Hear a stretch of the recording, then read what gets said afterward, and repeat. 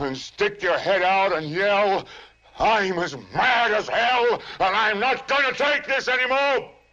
I'm as mad as hell, and I'm not gonna take this anymore! I'm as mad as hell, and I'm not gonna take this anymore! Very angry words uttered by Howard Beale in Network, a black comedy film that won major prizes.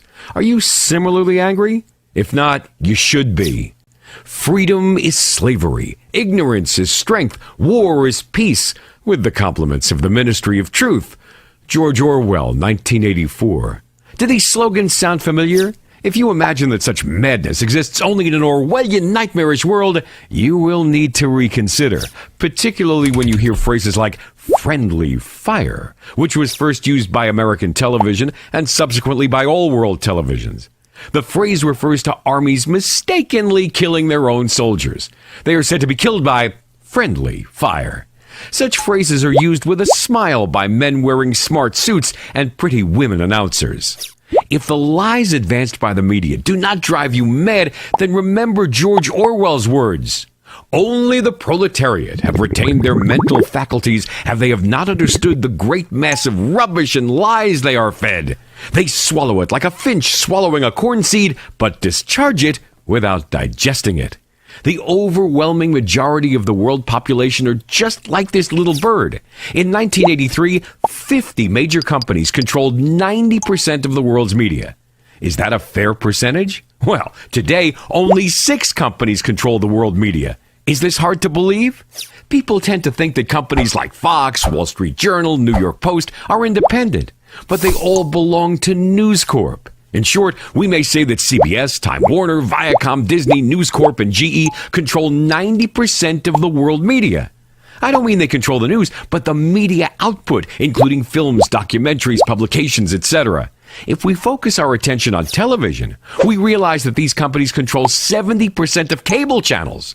The remaining 30% are owned by 3,762 companies.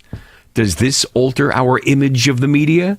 Those major companies make annual profits in excess of $250 billion. No wonder that when AOL paid as much as $162 billion to buy Time Warner, the figure is more than 6 times the amount approved by Congress for reconstruction in Iraq. In the United States, there are 232 media executives who control what all 277 million Americans receive on the media. This works out as 1 media executive for every 850,000 Americans. Are you interested to know under whom you happen to be? We're not trying to persuade you to turn a deaf ear and a blind eye to the media, or to answer the lies and fabrications that the media circulate day and night. Since lies will never stop, answering them is an endless exercise.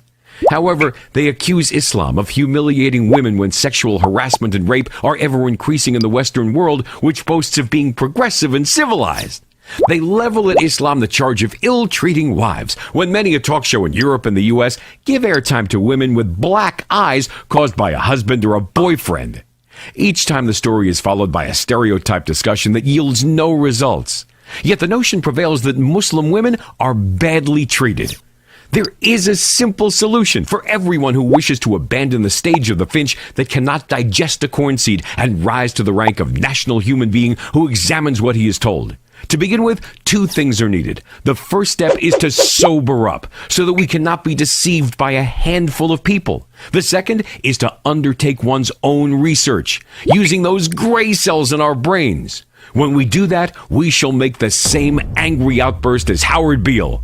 But then, we will be free.